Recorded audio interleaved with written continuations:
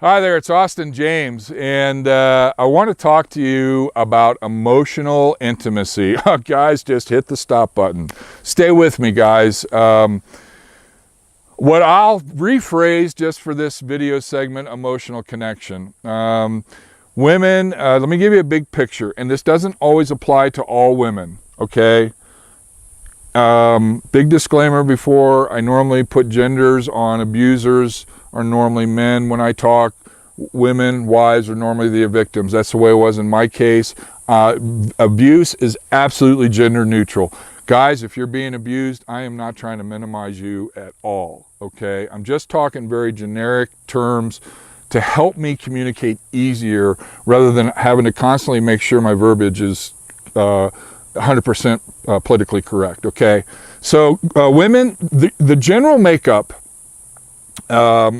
gross simplification, 90% emotional, 10% sexual. You need that emotional closeness connection. You know, a lot of your friends, you guys get together and talk about heart subjects and deep subjects. Men, on the other side, most of you know, 90% sexual. I think that's a very low number. 10% emotional. We might need a friend or two that we can talk with and be real. Sometimes, many times we don't. We're fine just thinking about sex all the time and talking sports. It's twisted and it doesn't help healthy relationships, but that's just the way it is. So we need to, part of the abusive recovery, at least when I work with men, is being able to connect with our wives on an emotional level. Learning to bridge that 10% gap that they have in their makeup so that they can feel complete, so that they can feel whole, so that they can begin to, you know, when we get that and are able to do it, man, the woman's response to us is absolutely incredible. But it's hard work to get there. And here's why, is because we've spent our entire abusive life sealing that emotional side off. Because inside, see, we are this little infant child, incapable of dealing with our world around us. Our emotional makeup is so twisted and damaged and stumped in its development. We spend our entire emotional life trying to protect that inner child. See, just to really gross simplify, women, because of that, we're scared to death that you're going to discover that inner child in us, our true brokenness, and you're going to bolt. And so a lot of the abuse stems trying to wear you down, and this is done on a completely subconscious level, trying to wear you down, break you down so that you cannot leave us because we are this child inside. So as we're beginning to recover, see, we don't have any experience in forming those emotional connections. You might see emotions in us while we're in abusive days, but I would generally there's some type of manipulation or control behind it. So as we're going through the recovery process, and it takes a while to get here, we've got to crawl before we can walk. And it takes a lot of healing up front just to get some initial stuff rewired and reset and down more healthy paths than the destructive paths before we're even ready to get to the point of some emotional connection with the wives. But it's absolutely critical. Sometimes I'll have the guys come to me and say, oh man, she said this, or she wants to talk about this, something deep, something on an emotional level. And I don't even know how to respond, or I didn't respond well, you know, or I might have, you know, our old ways is to try to lash out, use anger or deflect or something to get the wife away from that subject, see? And that's not good. We still need to do some healing in that area. We need to apologize first for our behavior, guys. But, so sometimes the guys will come to me and say she's wanting to do this. And depending on where I think we are in the recovery, we may approach it, we may not. Generally, it's time. And so we work with being able to open up. And it's so scary for us guys. I get it. and women, I hope you understand, or try to understand, it is so scary for us. Again, look at society. Men aren't supposed to be emotional. Don't cry. Get up, get back up on the horse, right? The John Wayne crap. It's a bunch of bull crap. It's crippling men. But anyways, guys, it's so scary for us to do it. It's so scary to go to our brides and the analogy I use is just rip that chest open and expose that heart and say, here I am. Here I am in my true inner self that you may never have seen before. And I'm so scared. And I have no idea whether you're going to accept me or reject me. I get that, guys. I mean, I've physically sometimes shaking, sometimes a sweaty lip, the stuttering.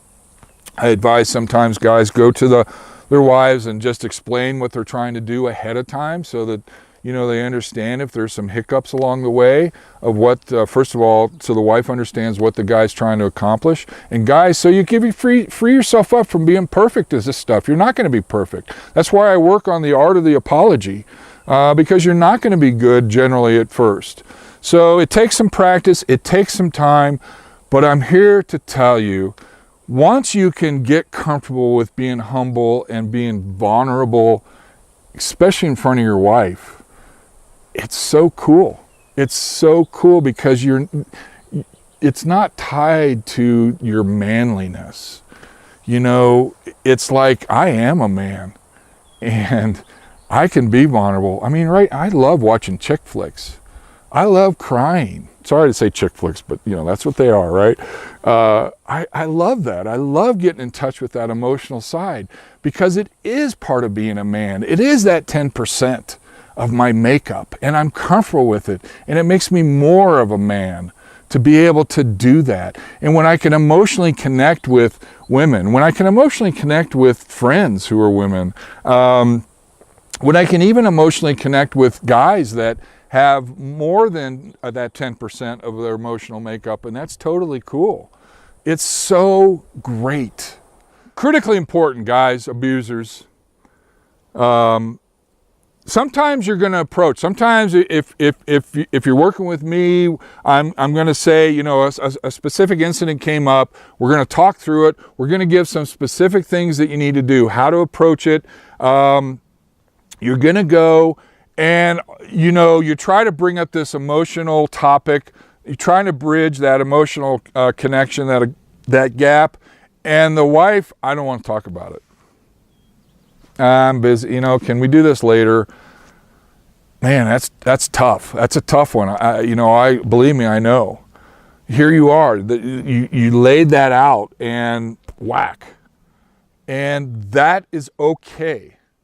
You see, what's happened here is the woman's seen the Jekyll Hyde personality. She's seen the honeymoon phase. She's had periods where everything is going really well. But she gets conditioned, rightfully so, to, you know, this is only going to last so long, and then all of a sudden, it's going to tank. And I'm going to be the one paying the price, the woman's saying that. So the first times you go there, one of two things. Either she doesn't firmly trust you yet to then open up emotionally to you, because in the past that's been a bad experience for her. Or two, she generally has just got, you know, one of 53 things that women can manage all at the same time. I don't know how you do it. It's incredibly cool. And she just, you know, it's just not good timing. It's important that we don't jump to conclusions. It's important we don't have that expectation. It's important, man, I work with the guy, I prep him. You know, we don't have an expectation that she's just going to drop down and start weeping and listen and, oh my gosh, okay? She might not accept you initially. Here's the thing. You keep working at it. You keep going back and laying your heart out there. And eventually, in the vast majority of cases, if the woman is still in a relationship, she really wants to see a healing, I believe. In the vast cases, she's going to start trusting enough to open up. And it's important that you understand it might not go great the first time. And you know what? We need that. We need that in our healing. We need to find out our world isn't the way we think it should be. We need to shatter the expectations that we've had for years and decades. And we need to learn. We need to grow up and be a big boy here, and the world's doesn't revolve around us. We need to understand that things don't work out. We need to understand sometimes where we're going to get rejected or turned down from our wives. And we need to be able to handle that in a healthy mindset, okay? So I just want to get that in there because it's critically important too that you understand it from the abuser side and in your recovery. But you keep working on it, and eventually you'll get there, okay? So guys, it's scary. It's absolutely critically important. Make sure if you're talking to a counselor to work with and getting healed, that they can talk about this and understand it. And once you get a hold of it, once you find out those fears were nothing but, false expectations appearing real, once you realize there wasn't much to that and you can do this, it's awesome. It's fanatic. It's phenomenal. Your relationship is going to explode in a tremendously great way because now that woman on an emotional makeup feels complete. That 10% bridge, and it's with her life partner. She feels complete. And your 90% of the equation will not be a problem. I'll just leave it at that, okay? But that's not why you're doing it. It's just a really cool feeling. It's critically important. Emotional intimacy is what it's called. Emotional connection at first, because the guys, we don't get it. Intimacy takes us down a different path. I'm Austin James, and you have a great day.